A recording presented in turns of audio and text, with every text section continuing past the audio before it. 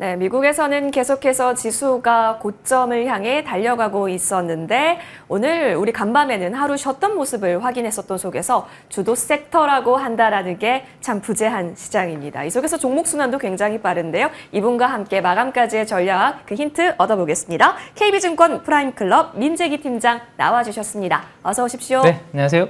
네, 팀장님 반갑습니다. 저희 방송 시작 전에 이야기 나눴다시피 지수 빨간불인데 내 계좌는 왜 그렇지? 라고 할 수 있는 시장인 것 같아서요. 네네네. 그 부분에 있어서 먼저 이야기 나눠볼까요? 네, 일단 지수는 뭐 크게 나쁘지 않은데 네. 특히 코스피가 그쵸? 계좌가 아마 그렇게 피부로 와닿지는 않을 것 같습니다. 그 이유는 지수는 조금 버티고 있는데 네. 종목 단위 최근에 상당히 좀 부진한 그런 모습들을 보여주고 있거든요. 그래서 오늘도 제가 이제 전략을 말씀드리려고 그 내용들을 좀 더 가지고 왔는데 이게 비단 우리나라뿐만 아니라 사실 미국에서도 약간 그런 모습이 나타나고 있습니다. 그래요? 네. 요즘 우리 S&P 500 지수가 뭐 신고가를 30번, 뭐 31번 31번 뭐 경신했다라는 네. 이야기 나오고 있잖아요. 근데 지금 그림 한번 보시면 위에 하얀색이 S&P 500 지수거든요. 근데 밑에 파란색은 S&P 500에 속해져 있는 500개 종목 중에 200일 이동평균선이라는 게 있습니다. 200일 이동평균선의 위에 위치해 있는 종목들이 비중이 얼마나 되는가를 보여주는 건데 사실은 저게 그래프가 위로 올라갈수록 500개 종목들이 200일 이동평균선 위에 있는 종목들이 많고 괜찮은 거거든요. 근데 지금 오른쪽 끝을 보시면 파란색의 그래프가 내려오고 있습니다. 네. 지금 69라는 숫자를 잘 안 보이실 텐데요. 200일선 위에 있는 종목 수의 비중이 69%가 된다는 거죠. 최근에 한 80%대에서 지수는 올라가고 있는데 지금 이동평균선 위에 있는 종목보다는 내려오는 종목들이 지금 많아지고 있다. 뭔가 미국도 약간 이런 모습을 보여주고 있다는 그러네요. 거죠. 이게 우리나라도 한번 보시면 좋을 것 같은데요. 이 등락 비율이라는 게 있습니다. 20일 동안에 상승한 종목 수와 하락한 종목 수를 비율을 구해서 지금 시장의 위치가 어느 정도에 있는지 그다음에 시장 에너지가 어떤지를 보여주는 그런 비율인데 보통 이 비율의 밑을 80으로 보고요. 80. 위를 볼 때는 120을 봅니다. 그러니까 120으로 올라가면 시장이 너무 과열된 것 같네. 종목이 올라가는 것들이 너무 많네. 이런 건데 이게 80 아래라고 하면 상승 종목 수보다 하락하는 종목 수가 월등히 많은 그런 상황이거든요. 지금 둘 다 80 아래나요? 아래에 있죠. 아래에 있고 코스피는 지금 보시면 어제도 그래도 조금 회복을 해서 77까지 올라왔는데 코스닥이 어제 같은 경우도 싸늘했고요. 오늘도 지금 보시면 뭐 상승 종목 수보다 당연히 하락 종목 수가 많기 때문에 아마 오늘 코스닥의 지표는 더욱더 좀 악화되는 그런 등락 비율이 나오지 않을까라는 생각입니다. 이게 이제 체감으로 지수와 우리가 느끼는 게 좀 다를 수 있는 부분인 거죠. 그래프를 한번 보시면 좋겠는데요.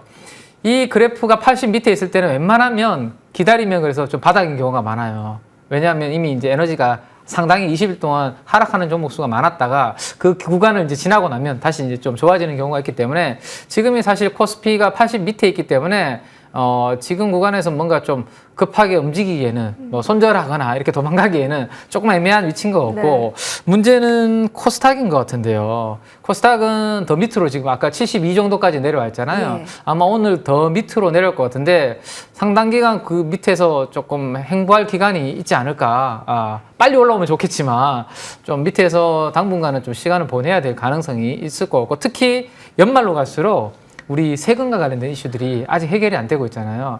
그러면 저는 더욱더 심해질 가능성이 높다. 개별 종목들에 대해서 개인 투자분들이 좀 회피하려고 하는 그런 부분들이 있을 것 같고 대형주는 근데 좀 달라요, 수급이.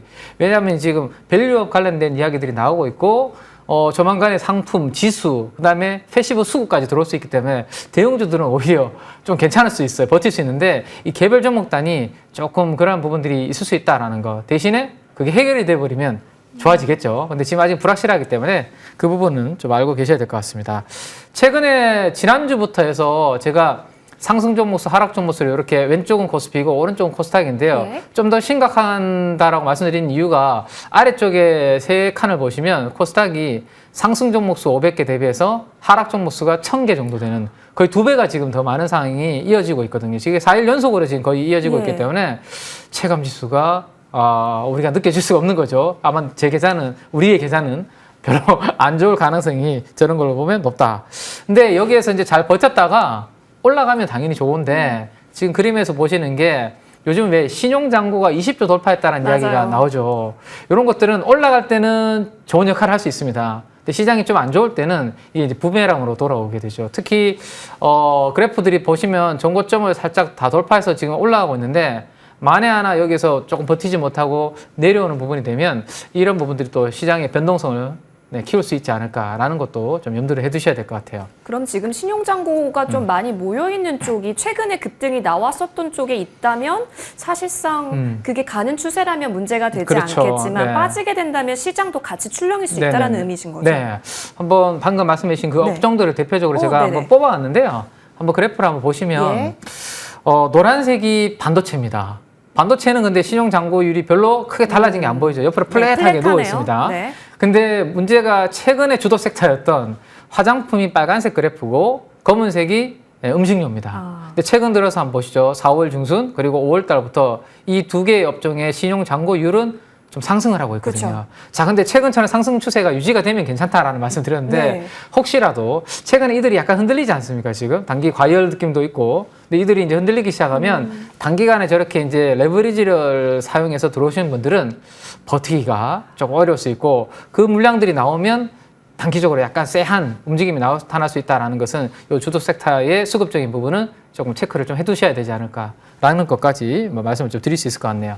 맞습니다. 지금 고점 징후에 있어서 아직 뚜렷하게 피해야 한다라는 시그널보다는 우려를 해야 하나의 정도에서 지금 어느 정도 신용잔고 쪽이 음식료, 화장품에 모여 있다라는 점은 여러분 한켠에 좀 체크를 해 두셔야겠습니다. 이런 상황 속에서 그렇다면 반도체 대형주만이 잘 버티고 외국인도 산다 하면 전기 전자 쪽으로 수급이 들어가는데 그럼 저희는 한정적으로 국내 시장에서는 이쪽에서만 플레이가 가능하다고 봐야 되는 걸까요? 단기적으로는 지금은 좀 그런 모습인 것 같아요. 왜냐하면 오늘도 조금 전에 우리 앵커님께서 말씀해 주셨겠지만 코스피에서 외국인들이 한 3천 몇백억 사고 네. 있잖아요. 그 자금들의 집중이 지금 반도체 대형주로 지금 집중이 되고 예. 있거든요. 근데 만약에 내 계좌에 이들이 없다.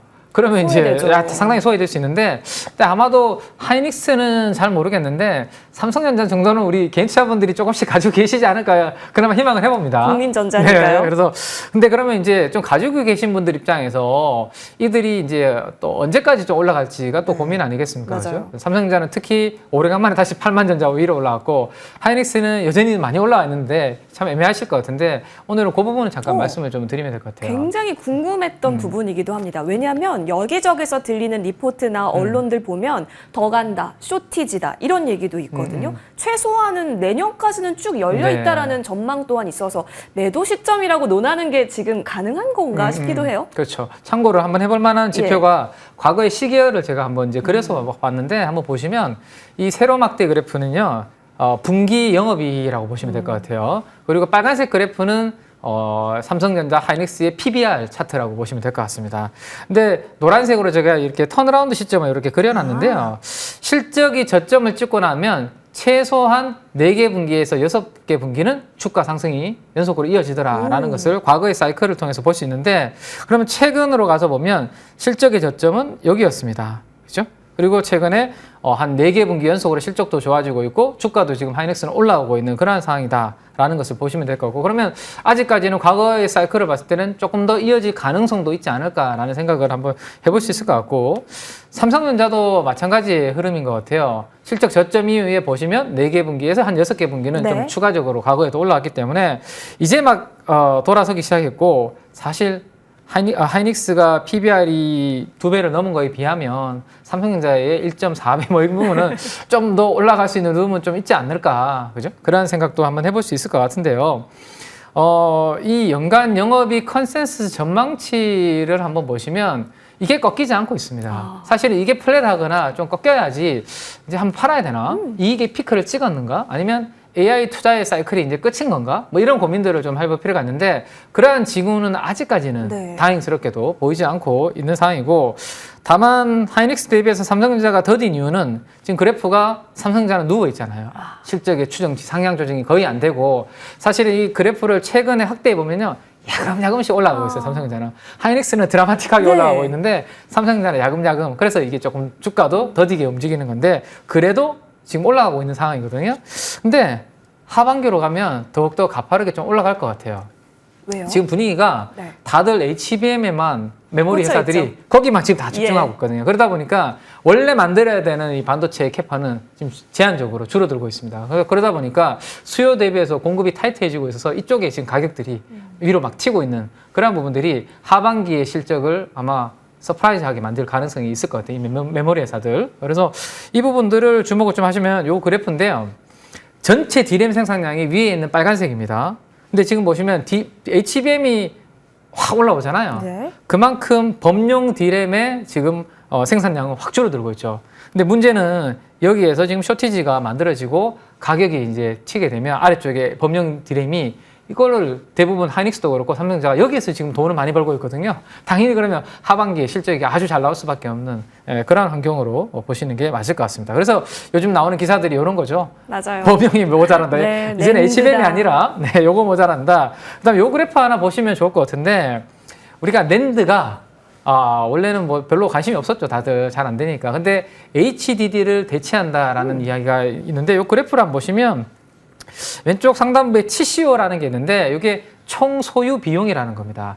HDD를 가지고 있는 것보다 낸드로 바꿨을 때 총 소유 비용이 줄어든다라는 거거든요. 뭐 저장하는 것도 밀도도 5배나 좋아지고요, 위에. 그다음에 5년 동안 에너지 비용도 4배나 감소가 돼서 전체적으로 26%나 총 소유 비용이 줄어드니까 당연히 HDD가 낸드로 바뀌게 되는 그런 부분이고 낸드 가격이 올라가니까 메모리 회사들은 좋다.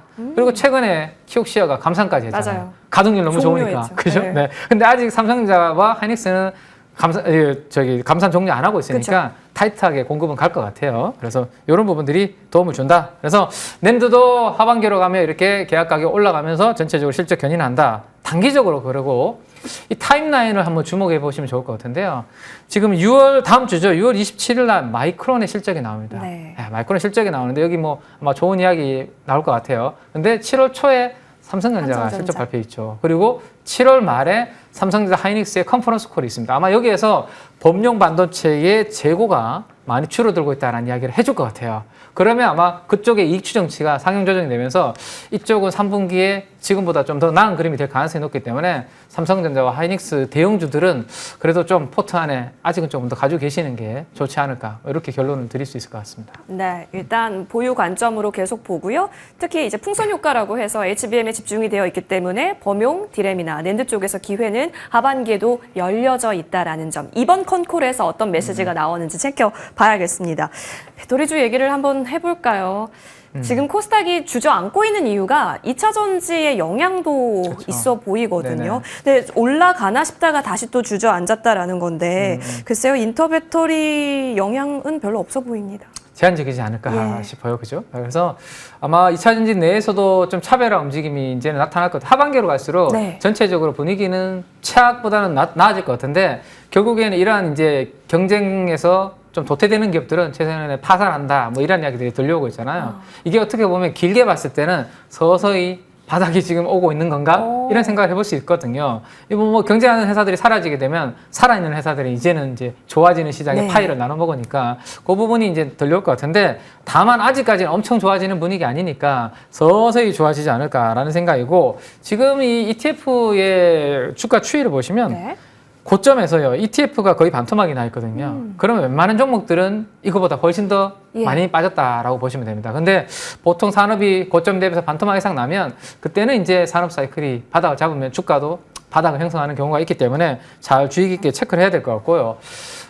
본업이 턴어라운드를 해야 되고 일단 제가 봤을 때는 근데 신성장 사업으로 2차 전지를 붙인 그런 기업들을 주목을 해보시는 게 어떨까. 근데 지금 이녹스 첨단 소재 같은 이런 기업들은 원래는 OLED 소재를 하는 기업이죠. 근데 OLED가 최근에 애플이 OLED를 탑재하는 소식에 지금 분위기가 좋아지고 있거든요. 든든한 고객이 되고 있죠. 원래 휴대폰 업황이 안 좋으면서 힘들었는데 이녹스 첨단 소재 본업이 이제 턴어라운드가 되고 있는데 이 회사는 2차 전지까지도 신규로 진출을 지금 했기 때문에 오히려 하반기에 2차 전지 관련주들이 좀 새로운 종목들이 좀 시장에서 찾게 된다면 그동안 많이 우리가 이야기 나눴던 그런 종목들 말고 아마 본업도 잘하는데 새롭게 이렇게 진출해서 잘하는 기업들을 좀 찾아보면 도움이 좀 되시지 않을까 싶어서 이런 기업들은 앞으로 계속 저도 알려드리도록 그렇게 할 생각입니다. 네. 네, 일단 오늘 알려주신 기업은 이녹스 첨단 소재, OLED 단에서 본업도 출중한데 여기에 2차 전지 관련해서 모멘텀이 하나 더 얹어져 있다로 정리해 주시면 좋겠습니다. 주도 섹터에 대한 고민 이분과 함께 했고요. 민재기 팀장 여기서 보내드리겠습니다. 팀장님 오늘 말씀 고맙습니다. 네,